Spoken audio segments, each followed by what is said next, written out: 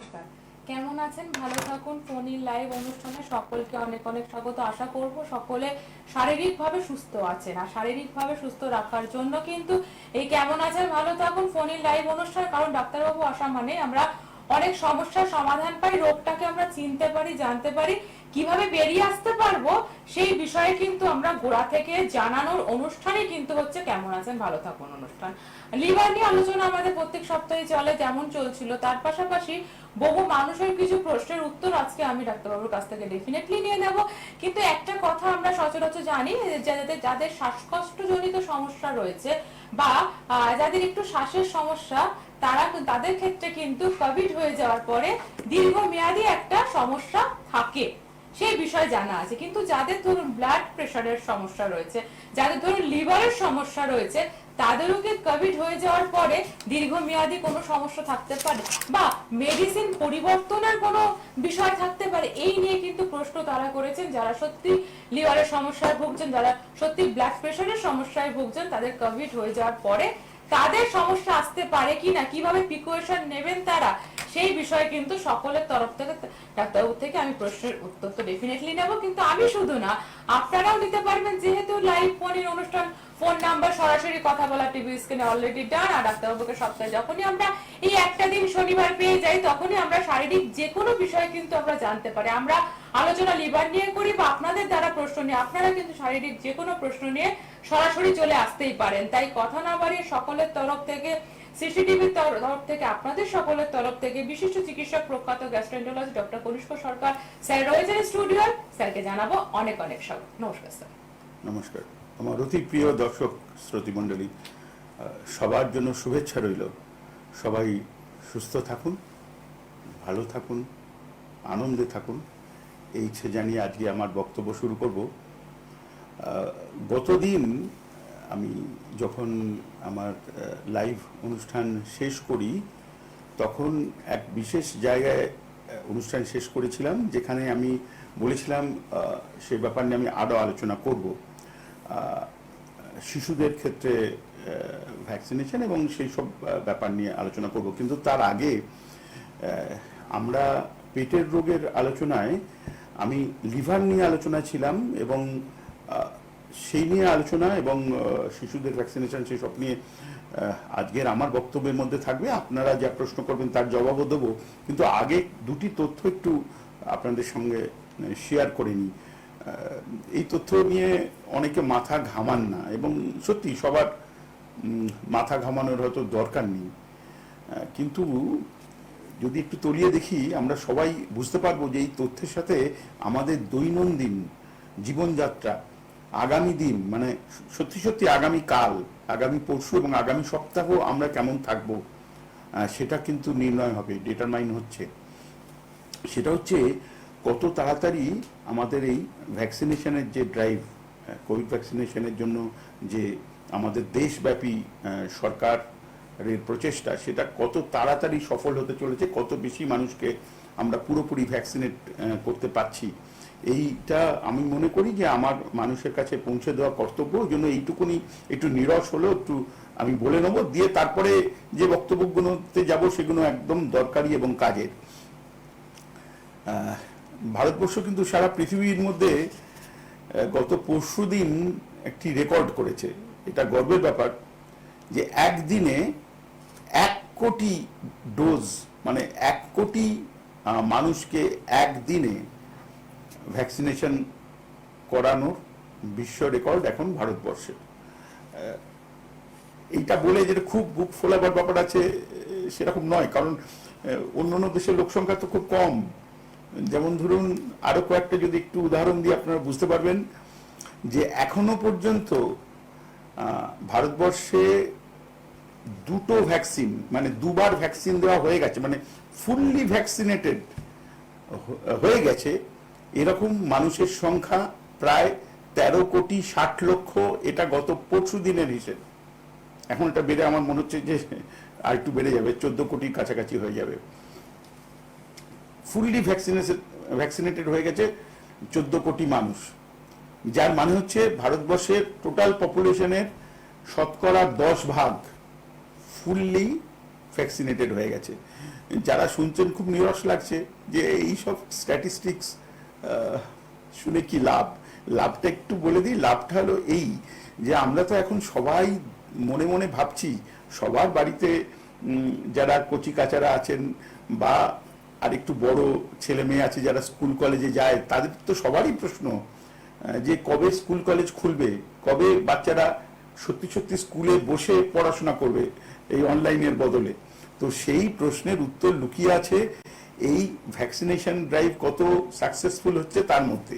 এর দুটো ভাগ, একটা হচ্ছে বড়দের ভ্যাকসিনেশন, এর মানে হলো কি স্কুলে যে টিচাররা পড়ান তারা সবাই ভ্যাকসিনেটেড হচ্ছেন কিনা, স্কুলে টিচার ছাড়া অশিক্ষক কর্মচারী যারা আছেন তারা সবাই ভ্যাকসিনেটেড হচ্ছেন কিনা, এবং তারপরে বাচ্চারা যারা স্কুলে যায় মানে যারা যাবার জন্য রেডি হয়ে রয়েছে, এখন যে বাচ্চারা কোনোদিন স্কুলে যেতে চাইতো না তারাও মা বাবাকে বলছে কবে স্কুল খুলবে, তারাও যেতে চাইছে। তো বাচ্চাদের ভ্যাকসিনেশন কবে হবে এই ব্যাপারটা আমি একটু মনে করিয়ে দিই, এবং শীঘ্রই আমি বলে দিয়েছি যে সেপ্টেম্বর মাস কোনো একটা সময় থেকে বাচ্চাদের ভ্যাকসিনেশন শুরু হলো বলে। অর্থাৎ সেই ব্যাপারে আমরা বেশ কিছুটা এগোতে পারলে এই প্রশ্নের জবাব আমাদের কাছে একদম সহজ হয়ে যাবে যে বাচ্চারা কবে থেকে স্কুলে যাবে বা স্কুল কবে থেকে খুলবে। আমি এই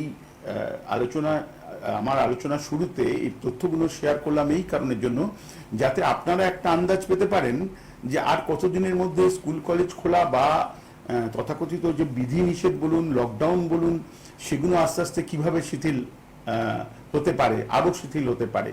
এখানে আমি শুধু কিন্তু কলকাতা বা পশ্চিমবঙ্গের ব্যাপারটা বোঝাচ্ছি না, পুরো ভারতবর্ষর ব্যাপারটাই বোঝাচ্ছি। তার মধ্যে বিশেষ করে যেহেতু আমি কলকাতায় বসে কথা বলছি, পশ্চিমবঙ্গ এবং পূর্ব ভারতের পশ্চিমবঙ্গের সাথে লাগোয়া যে যে রাজ্যগুলো আছে সেগুলো আমাদের সাথে খুব সম্পৃক্ত, কাজেই সেগুলোর ব্যাপারে বললাম। আমি একটা ফোন নিয়ে আলোচনা যাব। হ্যাঁ, আমি ডক্টর সরকার লাইনে আছি, বলুন। আপনি কি আমার কথা শুনতে পাচ্ছেন?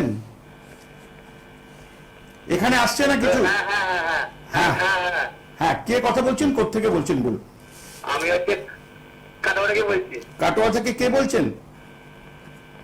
হ্যাঁ শুনতে পাচ্ছি। হ্যাঁ, ও আপনি আপনার টিভির ভলিউমটা মিউট করুন, তা না হলে আপনি শুনতে। হ্যাঁ ভলিউম মিউট করেছি। হ্যাঁ, এবার ফোনে শুনুন। হ্যাঁ বলুন, কাটোয়া থেকে কে বলছেন? আমার ব্যাপারে আমার ঠিক মতো ক্লিয়ার হতে যায় না, মানে গ্যাস অম্বল হয়, এই জন্য কিছু আছে রেমেডি? হ্যাঁ নিশ্চয়, আপনার নামটা বলবেন। নাম হচ্ছে নীলকণ্ঠ সাহা। নীলকণ্ঠ বাবু কাটোয়া থেকে ফোন করেছেন, গ্যাস অম্বলের রেমেডি জানতে চাইছেন, তাই তো? হ্যাঁ। আর কোনো প্রশ্ন আছে? না না, কোনো প্রশ্ন নেই। তাহলে আমি আপনার লাইনটা বিচ্ছিন্ন করে জবাব দিই। হ্যাঁ, ঠিক আছে। হ্যাঁ, ধন্যবাদ। হ্যাঁ,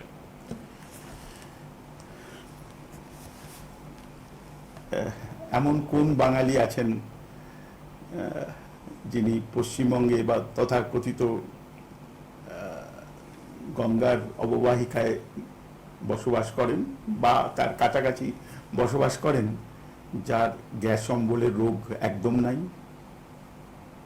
এটা আমার কথা, কোনো কোটেশন নয়।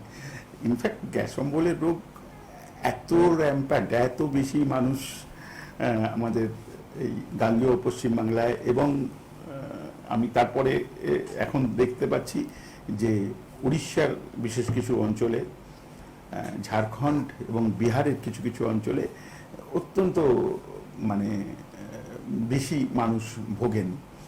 তো ওনার প্রশ্নের যদি আমাকে জবাব দিতে হয়, উনি রেমিডি আছে কিনা জিজ্ঞেস করলেন। আসলে উনি যখন প্রশ্ন করেছেন এটার একটু সঠিক জবাব আমাকে দিয়ে দিতে হবে।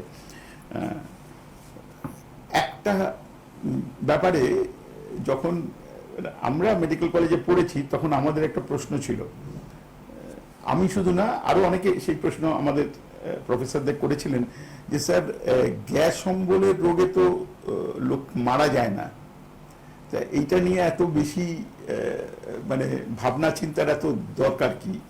এরকম আমরা প্রশ্ন করেছিলাম। ইনফ্যাক্ট তখন গ্যাস অম্বলের রোগ থেকে কি হতে পারে সেগুলো আবিষ্কার হয়নি, সে আবিষ্কারটা আমরা জাস্ট পাশ করে বেরোবার পরে হয়েছিল। এই জন্য আমি একটু পরিষ্কার করে বলে দিই গ্যাস অম্বলের রোগ বলতে আমরা যা বুঝি, যেটা আমাদের গাঙ্গেয় পশ্চিমবাংলায় প্রচুর মানুষ ভোগেন, একটু আগে বললাম, তার 3টে ধরন আছে।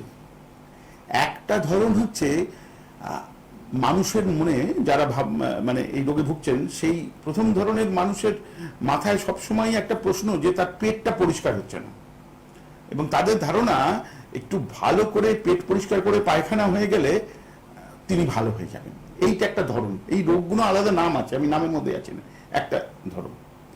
দ্বিতীয় ধরন হচ্ছে যা খাই পেট ফুলে থাকে, আমার ঠিকমতো হজম হয় না, সকালবেলা খালি পেটে ওই একটা ক্যাপসুল খেলে তবে দিনটা একটু ভালো মনে হয় যেন পেটটা হালকা হয়ে গেল। এইটা একটা ধরন।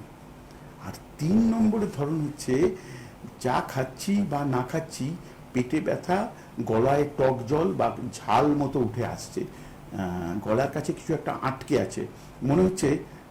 এটা কিন্তু আমার কোনো ডাক্তারি বইতে লেখা নেই, আমি রুগীদের কাছ থেকে শুনেছি বলে বলছি, এই কথাটা আগে জানতামও না। সেটা হচ্ছে মনে হচ্ছে ঢেকুর আটকে গেছে, ঢেকুর আটকে গেছে, এটা বাংলায় যারা বলেন তাদের কাছে শুনে আমি শিখেছি। তো মনে হচ্ছে ঢেকুর আটকে গেছে, গলার কাছে কিছু আটকে রয়েছে।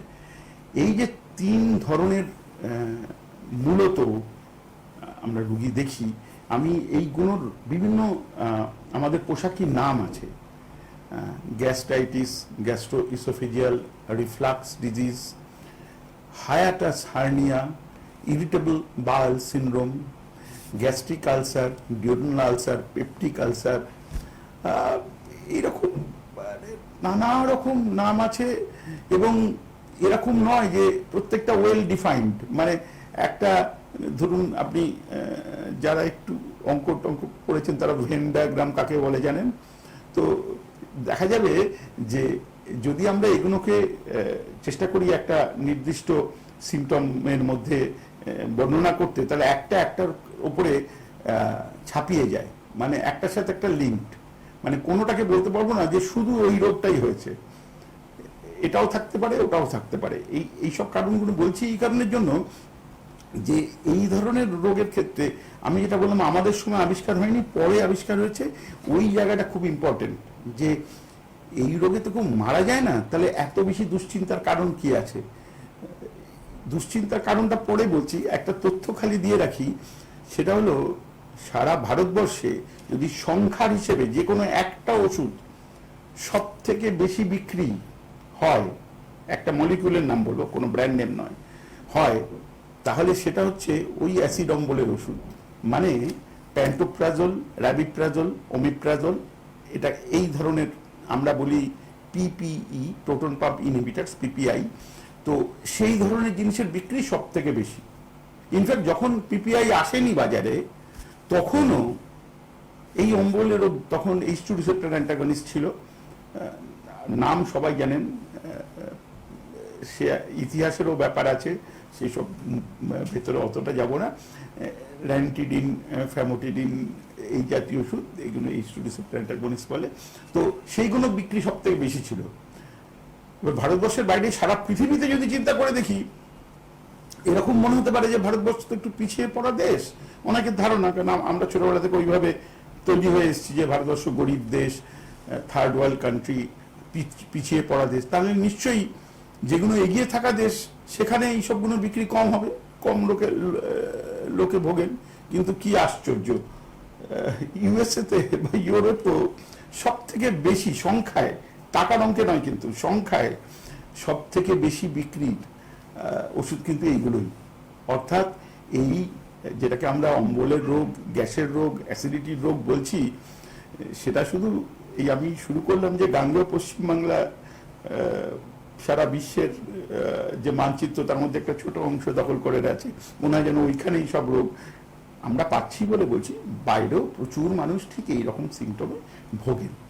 অর্থাৎ এইটা ইউনিভার্সালি এমন একটা জায়গায় আছে যে সংখ্যার হিসেবে, এটা আমার ধারণা, আমি তথ্য দিতে গেলে আমাকে সন্ধান করে দিতে হবে, সব থেকে বেশি মানুষ এই ধরনের প্রবলেমে ভোগেন এবং নিজেরা ওষুধ খান, নানা রকমভাবে ওষুধ খেয়ে ঠিকঠাক থাকেন। তা প্রথমেই আমি বললাম যে এটাতে তো কোনো মানুষ মারা যায় না, যে জন্য জিজ্ঞেস করেছিলাম যখন আমি যখন ছাত্র ছিলাম, আমার সঙ্গে আরও অনেকেই জিজ্ঞেস করেছিলেন, তারাও এখন বিভিন্ন জায়গায় লব্ধ প্রতিষ্ঠিত চিকিৎসক। কিন্তু এর উত্তরটা 80 দশকের একদম শেষের দিকে অস্ট্রেলিয়ান গবেষকদের গবেষণায় একদম অন্যরকম ভাবে উপস্থিত হয়েছিল, যেটা পরে আমরা জানতে পেরেছি এবং এই নিয়ে প্রভূত পড়াশোনা করেছি, সারা পৃথিবীতে এটা নিয়ে রিসার্চ হচ্ছে। সেটা হলো এই, যেটাকে আমরা অম্বল গ্যাসের রোগ বলি, সেই অম্বল গ্যাসের রোগ কি করে হয়, কেন হয়, সেই ব্যাপারে প্রায় বেশ কয়েকশো বছর, যদি 1000 বছরের হিসেব আমার কাছে নেই, বেশ কয়েকশো বছর ধরে অন্তত এই বাংলা ভাষায় আমরা যারা কথা বলি, আমি যা শুনেছি আমার আগের জেনারেশন, তার আগের জেনারেশন পর্যন্ত, তাদের মুখে থেকে শুনেছি যে অনেকক্ষণ পেট খালি রাখলে নাকি এই ধরনের রোগ হয়, বেশি তেল ঝাল মশলা খেলে নাকি এই ধরনের রোগ হয়, পেট গরম হয়ে গেলে নাকি এই ধরনের অসুখ হয়, যেগুলো সহজ পাচ্য খাবার নয় সেগুলো খেলে নাকি এই ধরনের অসুখ বিসুখ হয়।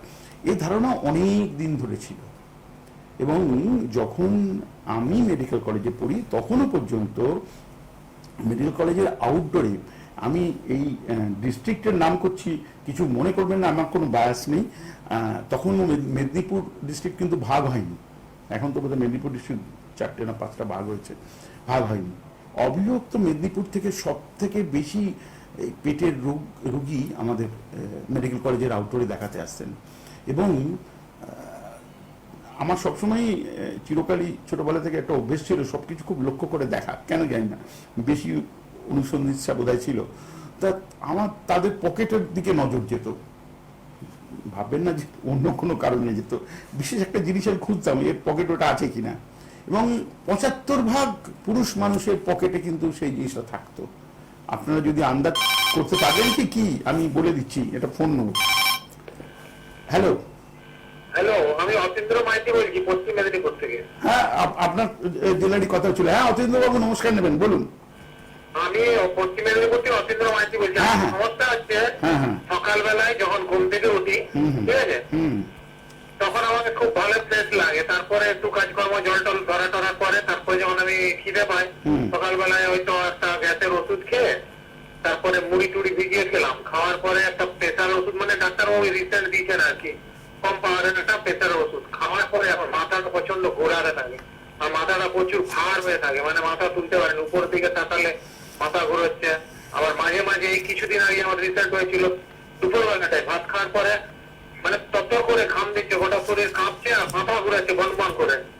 তারপরে আমি গলায় হাত ঢুকিয়ে বমি টমি করার পরে কিছুক্ষণ আমি মানে ভালো ছিলাম, সেই দিনটা সারাদিন কিছু খাইনি, তারপরের দিন আবার খেলাম, কিন্তু এই সকালবেলা থেকে ওই একই সমস্যাই হচ্ছে, কি করা যায় বলুন? অতীন্দ্র বাবু, আমার কয়েকটা প্রশ্ন আছে। প্রথম হচ্ছে যে আপনার একটু বয়সটা যদি দয়া করে বলেন। আমার বয়স হচ্ছে 49। আচ্ছা, দ্বিতীয় হলো যে আপনি, হ্যাঁ আমার কথা শুনতে পাচ্ছেন তো? হ্যাঁ আমি শুনতে পাচ্ছি, আমার বয়সটা হচ্ছে 49। হ্যাঁ হ্যাঁ হ্যাঁ, আমি শুনে নিয়েছি, 49 লিখে নিয়েছি। এবার দ্বিতীয় প্রশ্ন হলো যে আপনি সকালে ঘুম থেকে ওঠার পরে সারা এই সকালবেলা 5-6 ঘন্টার মধ্যে কি মনে হয় যে পেটটা পরিষ্কার হলে ভালো হয়ে যাবে, ভালো করে পায়খানা হচ্ছে না, আর একবার পায়খানা যাই, এরকম মনে হয় না একবার পায়খানাতে পেট না ঠিক বলেছেন, মানে পায়খানা পাচ্ছে কিন্তু গেলে পায়খানা হচ্ছে না, আরেকটু হলে ভালো হবে, এরকম আরেকটু হয়ে গেলে ভালো হবে, এরকম মাথায় চিন্তা আসছে, তাই তো? হ্যাঁ হ্যাঁ হ্যাঁ হ্যাঁ। তো আপনি তো বললেন যে আপনি সকালে একটা গ্যাসের ওষুধ খান আর একটা প্রেসারের ওষুধ খান, এই তো বললেন। হ্যাঁ, তো এটা তো বললেন না যে আপনি নিজে থেকে যাতে পায়খানা পরিষ্কার হয় এই জন্য একটু কিছু ওষুধ খেয়েছেন? মানে ওই পায়খানা পরিষ্কার হয় না, তারপর ওই গ্যাসের প্রবলেম থাকে, তারপর ওই যে মাথা ঘোরানোর জন্য ডাক্তার দেখিয়েছিলাম, ওনারা আর কি এই ওষুধগুলো লিখে দিয়েছিল, ওগুলো খাই আমি। তার মধ্যে পায়খানা পরিষ্কার হওয়ার ওষুধও খান? না না, ওইটা তো খাইনি। আচ্ছা আচ্ছা, তা ডাক্তারবাবু যা যা ওষুধ লিখে দিয়েছেন তার মধ্যে পায়খানা পরিষ্কার হওয়ার ওষুধ আছে কিনা সেটা আপনি জানেন? না নেই তো, ওই তো গ্যাসের একটা ওষুধ আর একটা ওই যে প্রেসারের ওষুধ, আচ্ছা হ্যাঁ, তার মানে আপনি ইসবগুলোর ভুষিও খাননি কখনো? বাড়িতে আনা আছে, মানে মাঝে মাঝে আগে আমি খেতাম, রাত্রেবেলা ভিজিয়ে রাখতাম, সকালবেলায় খেতাম। তা সেটা কি কারণে খেতেন? প্রবলেমের জন্য। কি প্রবলেমের? পায়খানা প্রবলেমের জন্য। হ্যাঁ, তার মানে সেটা কি পায়খানা পরিষ্কার করবার জন্য না অন্য কোনো প্রবলেমের জন্য? না না, পায়খানা পরিষ্কার করে। হ্যাঁ, আমি একদম পরিষ্কার ওইটাই দিলাম। তার মানে আপনি পায়খানা পরিষ্কারের ওষুধ খেতেন, কিন্তু ডাক্তারবাবুর প্রেসক্রিপশনে নেই, নিজে থেকে এইসবগুলো ঘুষি নিয়ে এসে এটা। আমি নিজে থেকেই খেতাম আগে, ওটা এখন বন্ধ করে দিয়েছি অনেকদিন। হ্যাঁ, বুঝতে পেরেছি, বুঝতে পেরেছি। আর শেষ প্রশ্ন আছে, আপনি কোন রকম সিগারেট বা তামাকের সাথে সম্পৃক্ত কিছু নেন? না না, আমার কোনো নেতা পানি নেই, আমি চাও খাই না এক কাপও। ও আচ্ছা আচ্ছা আচ্ছা, ঠিক আছে ঠিক আছে। আর আপনাকে যে ডাক্তারবাবু দেখেছেন, উনি আপনার ঘাড়ের একটা এক্সরে করতে বলেছেন, ঘাড়ের এক্সরে?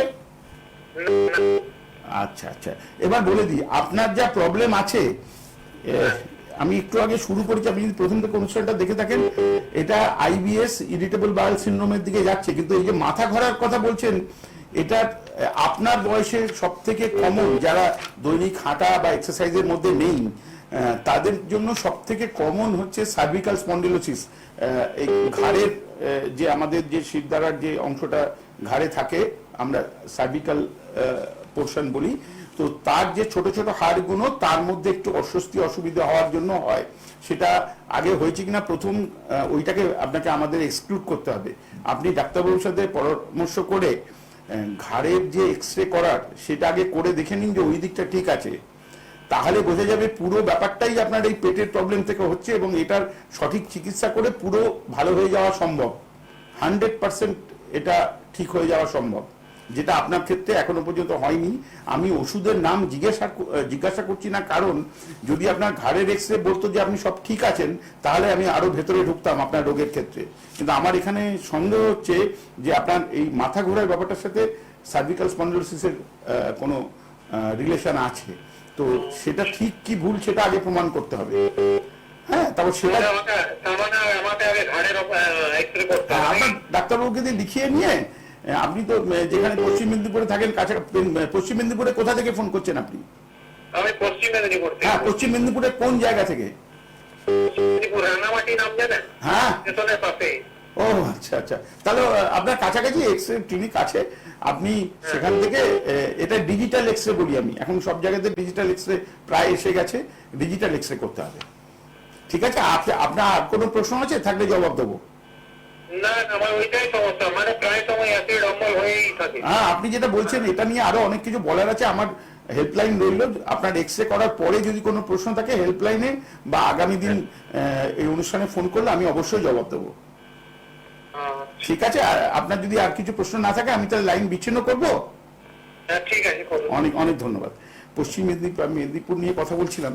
উনি ফোন করবার আগে আমার সেই লক্ষ্য রুগীদের পকেটের দিকে আমি বললাম না, অন্য কোনো কারণের জন্য না, আমি পকেটের মধ্যে এই নস্যির কৌটোর মতো একটা কৌটোর খোঁজ করতাম যে আছে কিনা, কারণ তখনকার দিনে না এত। হ্যাঁ, আমি ফোনটা নিয়ে নেবো। হ্যালো, নমস্কার।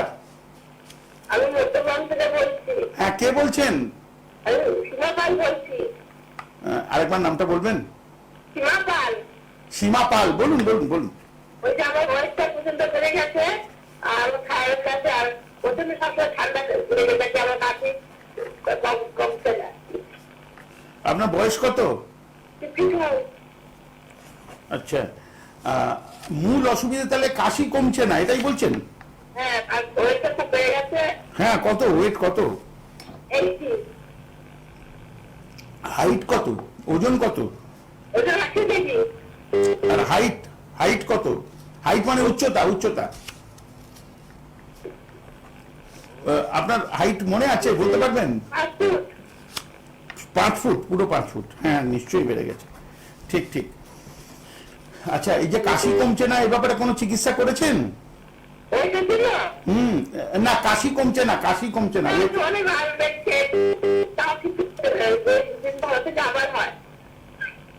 এটাকে আমি খুশখুশে কাশি বলতে পারি, মানে কাশি হচ্ছে কফ বেরোচ্ছে না, শুকনো কাশি।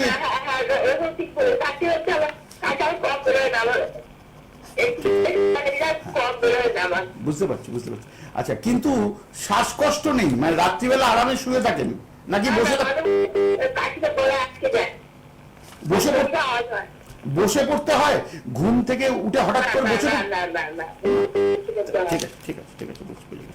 তাহলে আপনি তো নিজেই বলছেন যে আপনার ওজনটা বেশি, আপনি ওভারওয়েট এবং 80 কেজি ওজন, 5 ফুট হাইট। সেটা যদি হয়ে থাকে তাহলে তো ওজন কমানোর জন্য আপনি নিজেই কিছু রাস্তা করেছেন নিশ্চয়ই।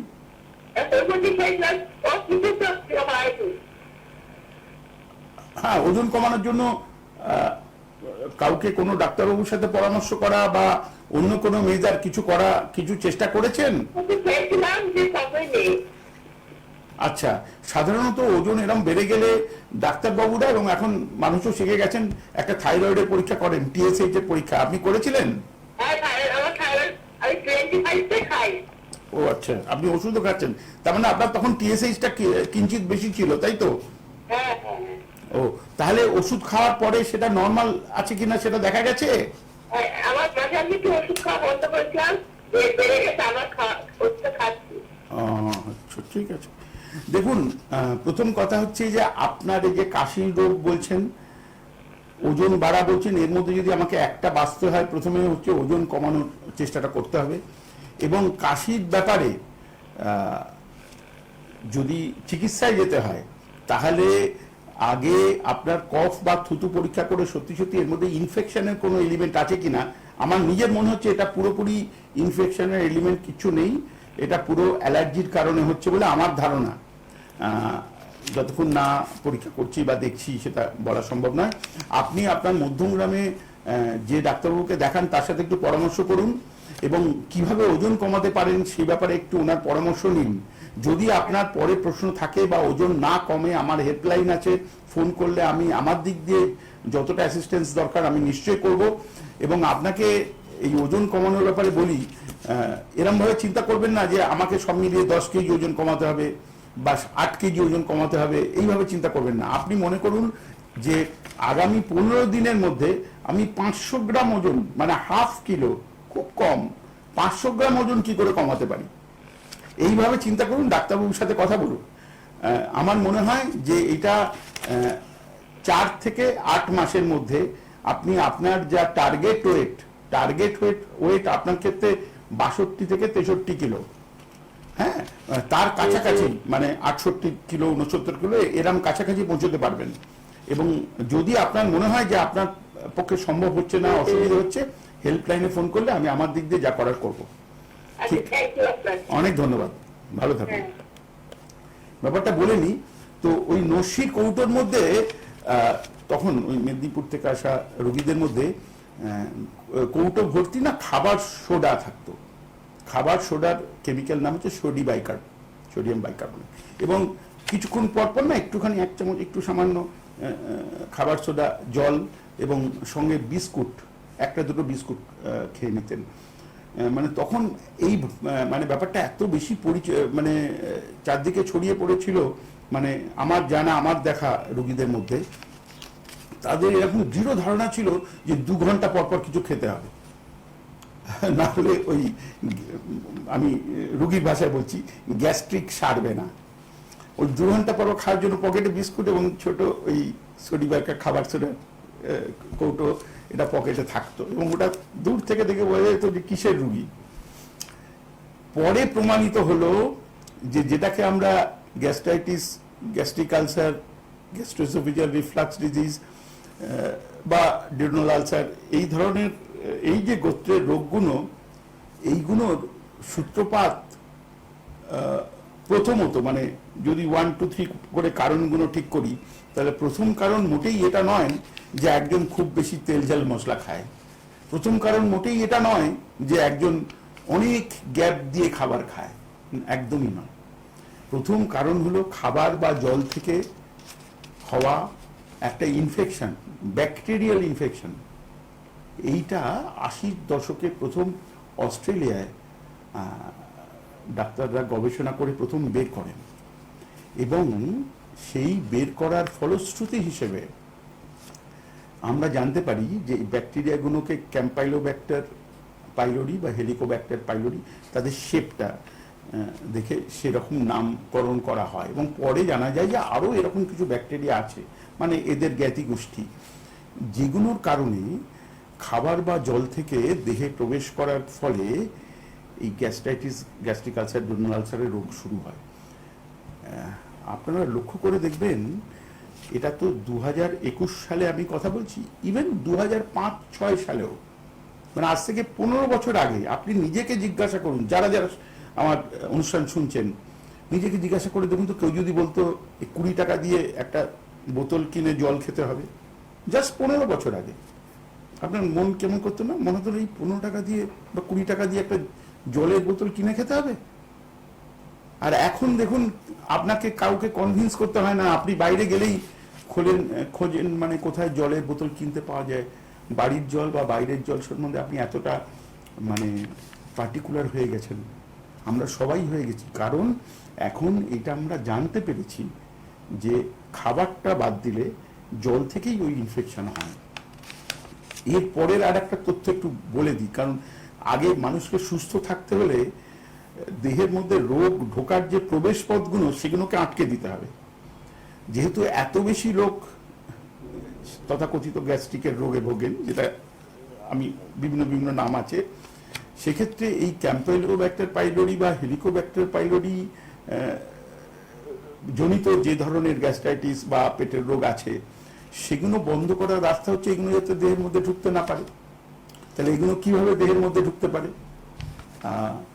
ঢুকতে পারে খাবারের থেকে, জলের থেকে, এবং অন্য আর কিছু রাস্তা আছে, সেটা আমি পরে বলছি। তো এটার জানবার বোঝবার রাস্তা কি করে ডিটেক্ট করবো? একটা ফোন নিয়ে নেবো। হ্যাঁ, আমি ডক্টর সরকার লাইনে আছি, বলুন। নমস্কার। নমস্কার। বলছি আমি বেশ কিছুদিন যাবৎ এই প্রায় 3-4 মাস হলো খুব দুর্বলতা বোধ করছি, বুঝলেন, শরীরটা খুব দুর্বল লাগছে। আপনার নাম বলুন, কোত্থেকে বলছেন? অজয় দাস, হাবড়া থেকে বলছি, 57। অজয় বাবু বলুন। হ্যাঁ, আমি প্রায় 6-7 মাস হলো খুব দুর্বল, শরীরটা খুব দুর্বল লাগছে, বুঝলেন। আপনি ভলিউমটা মিউট করুন, টিভির ভলিউম মিউট করুন, এখানে ফিডব্যাক আছে। বলেছি, বলছি আমার শরীরটা প্রায় দুর্বল লাগছে, 6-7 মাস হলো শরীর খুব দুর্বলতা বোধ করছে আমি। এবার হ্যালো, আমি শুনতে পাচ্ছি, আমি একদম স্পষ্ট শুনতে পাচ্ছি, আপনি বলুন। হ্যাঁ আচ্ছা, এবার এর মধ্যে আমার প্রথম থেকে বলি, হ্যাঁ বলুন। বোধ হচ্ছে 6-7 মাস হলো। এর আগে প্রায় তারও 1 বছর হলো বুকের বাঁ দিকে দুধের পাশটায় একটু নিচের দিকে একটা ছোট্ট মতন উঁচু মতন দেখেছি। তো আমি মাঝে মধ্যে টিপে দিলে পরে সাদা একদম বেরোতো, দুর্গন্ধ ছিল। সেটা এখন আস্তে আস্তে কমে গেছে, কিন্তু ওই থেকে কিছু বেরোচ্ছে না। ব্যবসাটা কিছু থাকে না, কিন্তু একটা খারাপ লাগে। বুঝতে পারছি, বলুন বলুন, এছাড়া আর কিছু? হ্যাঁ, আরেকটা বলছি, দুর্বলতা বললাম না, আর আমার এই ঠিক চলতে হাঁটতে খুব আগের মতন নেই, বেশি সময় একটু হাঁটতে পারে, শ্বাস নিতে একটু কষ্ট হচ্ছে। আর কিছু? বলুন। আর কিছু? আর এই দুটো অসুবিধা? এটা আচ্ছা, তাহলে আমাকে প্রথম প্রশ্ন হচ্ছে যে এই কারণের জন্য ডাক্তার দেখানো হয়েছে? না, আমি খুব একটা ডাক্তার দেখাই না, এতদিন পর্যন্ত ইঞ্জেকশনও করি না গায়ে, আমি একটু অন্যভাবে চলি, এমনিতেই কিছু একটা হলে ভালো থাকি, তো সেই জন্য আমি খুব একটা ওষুধ খাই না। ঠিক আছে, খুব ভালো করেন। একটা জিনিস বলছি, আমার গরম হলে না, বলেন, গরম পড়লে, ভীষণ গরম পড়লে আমার গায়ে র্যাশ মতন ওঠে, চুলকাতে হয়।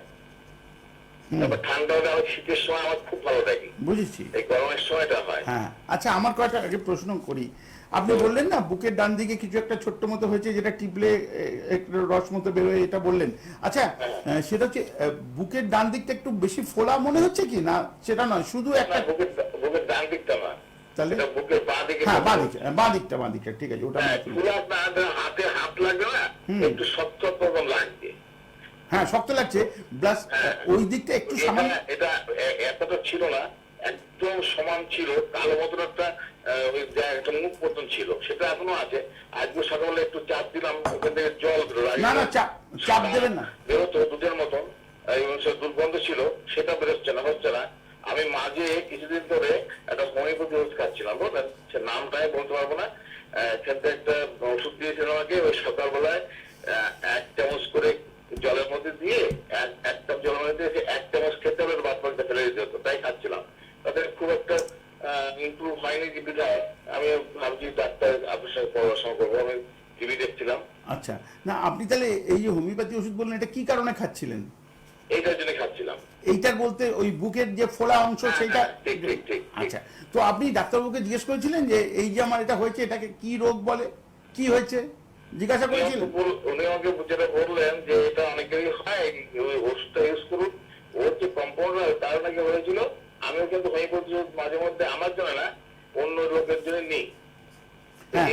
হ্যাঁ, এটা কি রোগ, রোগের নাম ডায়াগনোসিসটা জিজ্ঞেস করেছিলেন ডাক্তারবাবু? আপনার ডায়াগনোসিসটা কি? না, এইগুলো তো জিজ্ঞাসা করা হয়নি।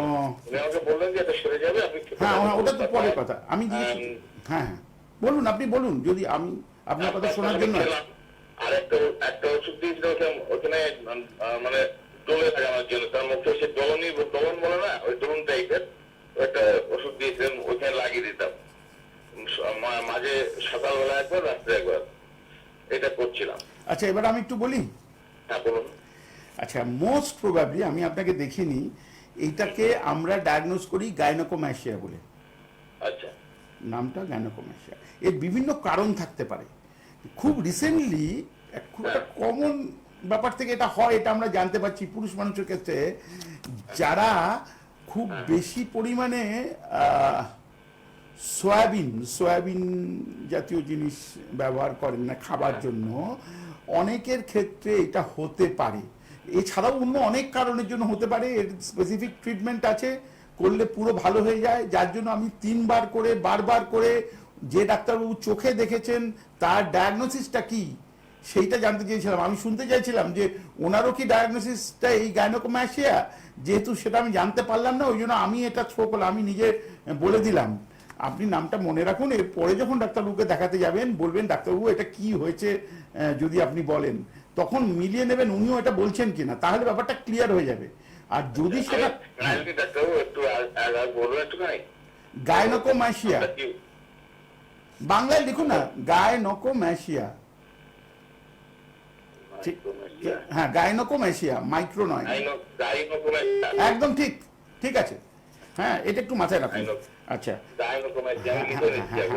আমার মনে হচ্ছে বিভিন্ন কারণে হতে পারে, এটা চিকিৎসা করে ঠিক করতে হবে 1 নম্বর। আর আমি বারবার করে, আপনি যেই বলছিলেন যে আমি টিপে কিছু একটা বের করলাম, দয়া করে টেপাটিপির চেষ্টা একদম করবেন না, করলে ক্ষতি হবে। টেপার জিনিস নয় এটা, হয়ে গেল। আর আপনার যে শ্বাসকষ্টের কথা বলেছিলেন আমি নোট করেছি, এই শ্বাসকষ্ট কতদিন ধরে হচ্ছে? আপনি বললেন আপনার মাঝে মাঝে শ্বাসকষ্ট। খুব সামান্য দিন। ঠিক আছে, ঠিক আছে, আমি এটার উপর জোর দিচ্ছি না। আপনি এইটা আপনার ডাক্তারবাবুর সাথে পরামর্শ করে প্রবলেমটা সলভ করুন। যদি আপনার কোনো আমি বলি, শুনুন, আমার এই যে শ্বাসকষ্ট, আমি আপনাকে বলি, আমি খুব ওয়ার্ক করি, কাজ করি, কাজ করতে বলতে আমি যে কাজটা করি সে কাজ হচ্ছে অনেক সময় দাঁড়িয়ে থাকতে 1 ঘন্টার পর ঘন্টা, 2-3 ঘন্টা দাঁড়িয়ে রইলাম, কি সারাদিন দাঁড়িয়ে রইলাম, এমন হয়। এই ইদানিং হচ্ছে, আমি কি হচ্ছে, আমি যদি খুব গাড়ি চালাই, মানে বাইক চালাই, এই বাইকে থাকলে আমার কোনো সমস্যা নেই, কিন্তু বাইক থেকে নেমে যদি হাঁটাচলা করি, হেঁটে যাই, কিংবা কোনো একটা ভারী জিনিস তুললাম, কি রান্নার কাজ, মানে কোনো এরকম কিছু করি, কিছু একটা উঠে করি, তখন আমার স্বাস্থ্য সেই রকম নয়। কিন্তু আমি আমার নিজে বুঝতে পারছি যে আমার মানে নিঃশ্বাসে একটু কষ্ট। একটা জিনিস বলি, আমি আগে যেরকম ওভারব্রিজে, ট্রেন স্টেশনে ওভারব্রিজে উঠানামা করতাম, তাতে কোনো সমস্যা ছিল না। ইদানিং দেখছি আমি ওভারব্রিজে উঠে জাস্ট উপরে যখন উঠে যাচ্ছি, তখন আমার কষ্ট হচ্ছে। কষ্ট মানে কি, একটু হাঁপ আসছে। হ্যাঁ হ্যাঁ হ্যাঁ, বুঝতে পারলাম। হ্যাঁ, তাহলে তো আপনাকে শুধু গাইনোকোম্যাসিয়া ছাড়াও এই যে হাঁপ কেন আসছে এই ব্যাপারটা নিয়েও চিকিৎসা করা দরকার, আগে ডায়াগনোসিস করা দরকার। তো সেই ব্যাপারে আপনি যেহেতু কোনো একজন ডাক্তারবাবুকে দেখাচ্ছেন, আগে তার সাথে পরামর্শ থাকুন। যদি আপনার পরে কোনো মনে হয় যে প্রশ্ন আছে যেটা আপনি উত্তর পাচ্ছেন না, বা প্রবলেম আছে যেটা সলভ হচ্ছে না, সেক্ষেত্রে আমার হেল্পলাইন রইলো, আপনি জিজ্ঞাসা করলে আমি উত্তর দেবো। আমি একটা কথা, হ্যাঁ, 1 মিনিট দেবো, আপনি বলুন। যে ভদ্রলোকে ডাক্তার দেখাই, ইনি কিন্তু এখন মানে কি বলবো, উনি একটা ফার্মেসিতে চালান, নিজে একটা ফার্মেসি চালান, ইনি ওষুধ বিক্রেতা, মানে হোমিও ওষুধ বিক্রেতা, বুঝলেন? আচ্ছা, এনার কাছে লোকে ওষুধ কেনে। আমি ওনার কাছে 25 টাকার ওষুধ নেই। মানে এইগুলি আপনাকে বলি, এগুলো আমার একটা ইয়ে আছে, মানে দাদা আছেন, ওনাকে আমাকে বলেন তুমি এটা এনে দাও আমাকে, সেদিন আমি নিয়ে আসি ওনার কাছ থেকে। বুঝলাম, ওই দেখতে দেখতে ওনার কাছে একদিন ওর একটা কম্পাউন্ডার চোখে বললাম, মানে সেও বিক্রেতা, তাই বলে যে আমার এরকম হয়েছিল, আমি ওনার কাছ থেকে আমার এই দাদার কাছ থেকে ওষুধ খেয়ে ভালো হয়ে গেছি। জাস্ট ওই জন্য আমি কিন্তু বেশ কিছুদিন হলো তো এই সকালবেলায় প্রতিদিন বাসি পেটে খেতাম, আমি প্রায় 10-12 দিন খাট ছেড়ে দিয়েছি এই জন্য যে আমি খুব একটা ভালো রেজাল্ট পাচ্ছি না। আমি চাইছি যে আমি ডাক্তার দেখাবো, কোন ডাক্তার দেখাবো। আপনার সাথে দেখলাম আপনার কথা বলছেন, করছিলাম যে আমি নাম্বারটা নিয়ে আমি কথা বলে যদি আপনাকে দেখানো যায়। আপনি কি পেশেন্ট দেখেন? হ্যাঁ, আমি পেশেন্ট দেখি। আপনার চেম্বারটা চাইলে আমাকে বলুন, আমি সেটা আপনার এখানে যে দেখাবো আমার এই প্রোগ্রামগুলি। আমি এই কিছুদিন আগে বুঝলেন, কিছুদিন আগে ওই ইসিজি করিয়েছিলাম। অজয়বাবু, আমাকে দয়া করে চোখের একটু অসুবিধা ছিল। অজয়বাবু একটু আমার কথা শুনবেন দয়া করে। হ্যাঁ বলুন। আসলে আমাদের এই অনুষ্ঠানে একটা সময়সীমা আছে তো, আমি কিন্তু সবার কথা শুনতে চাই, কিন্তু এখানে বাধ্য হয়ে আমাকে বলতে হচ্ছে কেন, আর 3 মিনিট সময় আছে মোটে। প্রথম বলি যে আমি কখনো আমার টিভি প্রোগ্রামে, আমার চেম্বার এখানে ওখানে এইসব আমার বলতে ইচ্ছা করে না। আপনার এবং আপনি হাবড়ায় আছেন, আমি কলকাতায় আছি, আপনি কাছাকাছি আগে ডাক্তার দেখান, না কমলে আমি আছি, আমার নম্বর লিখে রাখুন, আগে কাছাকাছি ডাক্তারবাবুকে দেখান। এবং আরেকটা কথা আপনি বলেছেন যে উনি ওষুধ বিক্রেতা, আমি না এতদিন পরে, ছোটবেলায় অন্য ধারণা ছিল, আপনি যত বড় হবেন যত শিখবেন দেখবেন সমস্ত মানুষই তো কিছু না কিছু বিক্রেতা। কেউ ওষুধ বিক্রেতা বলে সে তাকে বার্তা না দেওয়ার কোনো কারণ নেই, ঠিক আছে? এবং অনেকের অভিজ্ঞতা আছে, ওই জন্য তার প্রতি আমার পরিপূর্ণ শ্রদ্ধা, হ্যাঁ হ্যাঁ শ্রদ্ধা আছে। আপনি তার কাছেই হোক, হ্যাঁ হ্যাঁ হ্যাঁ না না ঠিক আছে, ঠিক আছে। তো আপনি তার সঙ্গে হোক বা অন্য ডাক্তারবাবুর কাছে ওখানে যোগাযোগ করুন, যদি অসুবিধা থাকে আমাকে ফোনে যোগাযোগ করবেন, ঠিক আছে? আমার অতি প্রিয় দর্শক শ্রোতৃমণ্ডলী সবার জন্য অনুরোধ যে আজকে ফোন না করার জন্য। আমাকে অলরেডি দেখানো হচ্ছে যে আর 1 মিনিট সময় আছে। একটা হ্যাঁ নমস্কার, ধন্যবাদ ধন্যবাদ। হ্যাঁ আচ্ছা, আমি 1 মিনিট সময় ওই ব্যাপারটা একটু পরিষ্কার করে নেবো। এই যে আমি হেলিকোব্যাক্টার বা ক্যাম্পাইলোব্যাক্টার পাইলোরি ইনফেকশনের কথা বললাম, অনেকের মনে প্রশ্ন আসতে পারে যে আমার যে হেলিকোব্যাক্টার পাইলোরি বা ক্যাম্পাইলোব্যাক্টার পাইলোরি হয়েছে আমি আগে জানবো কি করে? প্রথমেই ওষুধ খেয়ে নেবো? এখন জানার, কিছুদিন আগে পর্যন্ত জানার জন্য এন্ডোস্কোপি করতে হতো, এখন এন্ডোস্কোপি বদলে ব্রেথ টেস্ট, মানে আপনার মুখ দিয়ে একটু করে হাওয়া আপনি ছাড়বেন, একটা বিশেষ ডিভাইস আছে, তাই দিয়ে বোঝা যায় যে আপনি সত্যি হেলিকোব্যাক্টার বা ক্যাম্পাইলোব্যাক্টার পাইলোরিতে ভুগছেন কিনা। ভুগলে তার জন্য চিকিৎসাটা অবশ্যই নিতে হবে এবং লং টার্ম চিকিৎসার দরকার আছে। কারণ আমাকে বলা হচ্ছে আর সময় নেই, আমি 10 সেকেন্ড দাঁড় করি যে এটা খুব ইম্পর্টেন্ট সবার জন্য জানা। সেই প্রথমে আমি বলেছিলাম না, এতে তো কোনো মানুষ মারা যায় না, এত বেশি চিন্তার কারণ কি? আসলে প্রশ্নের উত্তর হচ্ছে এতে মানুষ মারা যায়। স্টোমাকের ক্যান্সারের মূল কারণ হচ্ছে এই হেলিকোব্যাক্টার এবং ক্যাম্পাইলোব্যাক্টার পাইলোরি ইনফেকশন, এবং তার সিমটম সাধারণ অম্বলের থেকে আলাদা কিচ্ছু নয়, যার জন্য আগেকার দিনে 100টা স্টোমাকের ক্যান্সারের পেশেন্টের মধ্যে 100টাই মারা যেত, কারণ তারা বুঝতেই পারতো না যে স্টোমাকের ক্যান্সার হয়েছে। অর্থাৎ যে কোনো হেলিকোব্যাক্টার বা ক্যাম্পাইলোব্যাক্টার রোগী যদি পজিটিভ হয়, অর্থাৎ হেলিকোব্যাক্টার ক্যাম্পাইলোব্যাক্টার পাইলোরি ইনফেকশন হয়েছে এটা জানা যায়, তাহলে তাকে পুরো চিকিৎসা নিয়ে ঠিক হতে হবে। এই কারণের জন্য নয় সে অম্বলের রোগী, এই কারণের জন্য যে লং টার্মে সে একজন পোটেনশিয়াল ক্যান্সার রোগী। আমার সময় একদম শেষ, আরো কিছু বলার ছিল, আজকে নেক্সট দিন কথা বলবো। একদম আজকের মতো সত্যি সময় শেষ, কিন্তু পরবর্তী অনুষ্ঠানে ডাক্তারবাবুকে পেয়ে যাবো, সেই আশা রেখে বিদায় জানাবো। তার মাঝেও কি কিছু প্রয়োজন হয় ডাক্তারবাবুর হেল্পলাইন নাম্বার কিন্তু রইলো। অনেক ধন্যবাদ ডাক্তারবাবু আপনাকে, আজকের মতো বিদায় জানাতে। সকল ভালো থাকুন, শারীরিকভাবে সুস্থ থাকুন। নমস্কার।